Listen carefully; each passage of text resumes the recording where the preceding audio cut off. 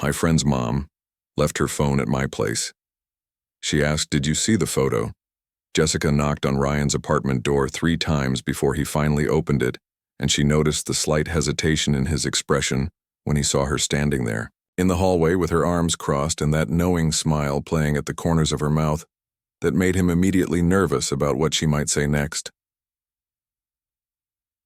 "Hey, Mrs. Taylor," he said, stepping aside to let her enter the small but tidy living room, where he had been watching something on his laptop just moments before, and he quickly closed it, hoping she had not seen what was on the screen, though he knew that was not why she had come over this evening.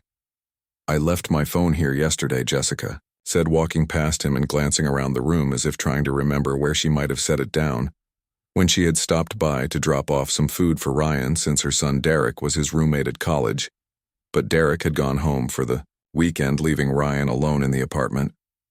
Ryan felt his heart start to beat faster because he knew exactly where her phone was, and more importantly, he knew what he had seen on that phone when it had buzzed with a notification late last night, after Jessica had already left and he had picked it up intending to text her that she had forgotten it. But then he had seen the photo on the screen, and everything had changed in that moment. "It's in the kitchen," he said, keeping his voice steady and trying not to show any sign of the nervousness that was building inside him with each passing second as she walked toward the kitchen counter, where her phone sat exactly where she had left it, next to the coffee maker. Jessica picked up her phone and turned to face him with that same knowing smile still on her face, and she asked, "Did you see the photo?" And the way she said it made it clear that she already knew the answer and was just waiting to see if he would be honest with her or try to lie his way out of the situation. Ryan swallowed hard and nodded slowly because he had learned from his parents that honesty was usually the best policy, even in uncomfortable situations like this one where he had accidentally seen something that was clearly meant to be private and personal, and definitely not meant for the eyes of his best friend's mother's son's roommate to see.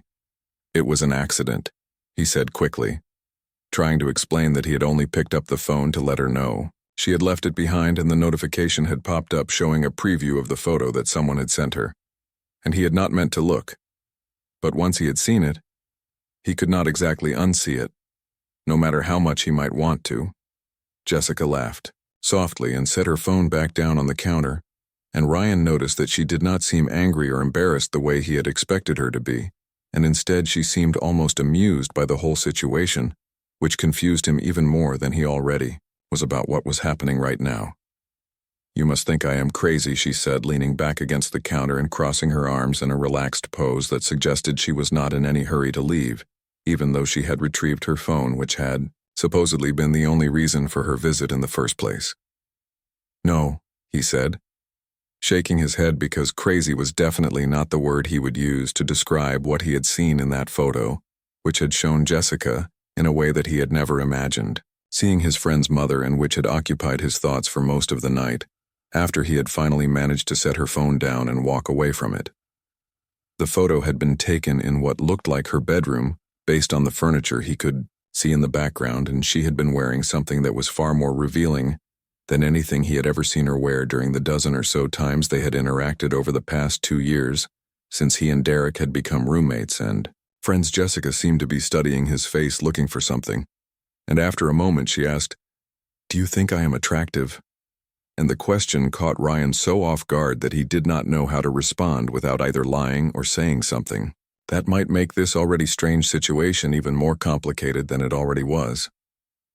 He stammered for a moment, trying to find the right words because Jessica was attractive. There was no denying that even though she was probably twice his age, at somewhere around 40 years old compared to his 21, and even though she was his best friend's mother, which made the whole thing feel wrong on multiple levels.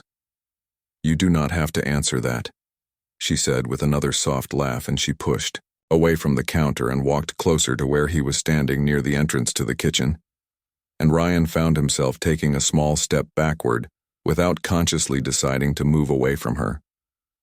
"I should not have asked," she continued, "but I have been feeling invisible lately, like nobody sees me anymore as anything other than Derek's mom or somebody's wife. And when I saw that you had probably seen that photo, I was embarrassed at first. But then I thought, maybe it is not such a bad thing that someone actually noticed me as a woman for once, Ryan. did not know what to say to that because it felt like she was sharing something deeply personal with him, and he was not sure he was the right person to be hearing these things, and he definitely was not sure how Derek would feel about his mother having this conversation with his roommate in their apartment while Derek was not there. The photo was sent by someone I met online, Jessica explained, and I know that probably sounds pathetic. But after my divorce last year, I have been trying to figure out who I am now that I am not married anymore. And not just a mother, but also still a woman who wants to feel desired and attractive and all those things that people want to feel. She paused and looked down at her phone, which she was now holding in her hand. And Ryan could see that she was scrolling through something, probably looking at more photos or messages from whoever had sent her that picture. And he wondered if she was going to show him more, but she did not. "I am not going to do anything stupid," she said, looking back up at him as if she had read his mind and knew that he was worried about where this was all heading and whether he was going to have to be the one to tell Derek that his mother was getting involved in something dangerous with some stranger from the internet.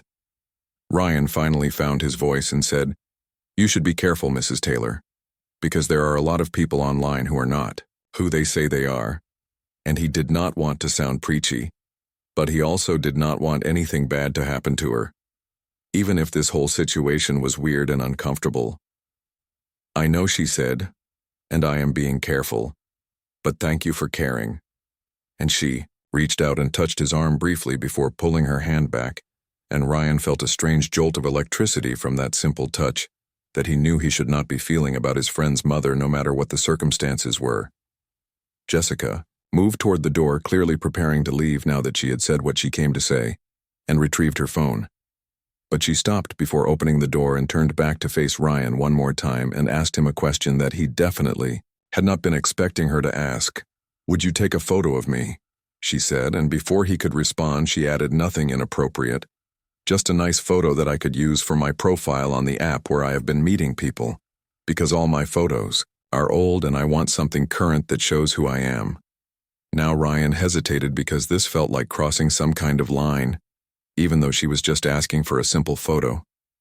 But then he thought about what she had said about feeling invisible and wanting to be seen as a woman and not just as someone's mother, and he found himself nodding in agreement.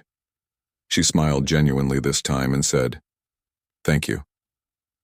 And she walked back into the living room and positioned herself near the window where the evening light was coming through the curtains in a soft golden glow that made her look younger and more vibrant than he usually saw her. He pulled out his phone and opened the camera app, and Jessica adjusted her hair and smiled at the camera. But it was a posed smile that did not reach her eyes, and Ryan lowered his phone and said, "You should smile like you did a minute ago when you were talking about wanting to feel alive again."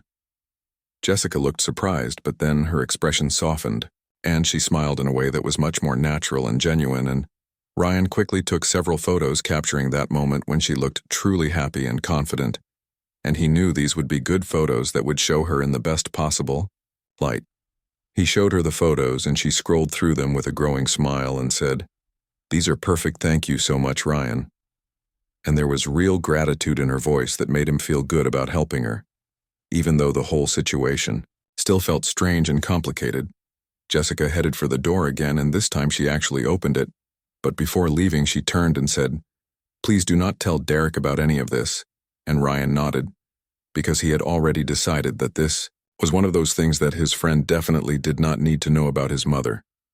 After she left, Ryan sat down on the couch and thought about everything that had just happened, and he realized that adults were often just as confused and uncertain as young people were about relationships and identity and what they wanted from life, and that getting older did not automatically mean having all the answers to those difficult questions.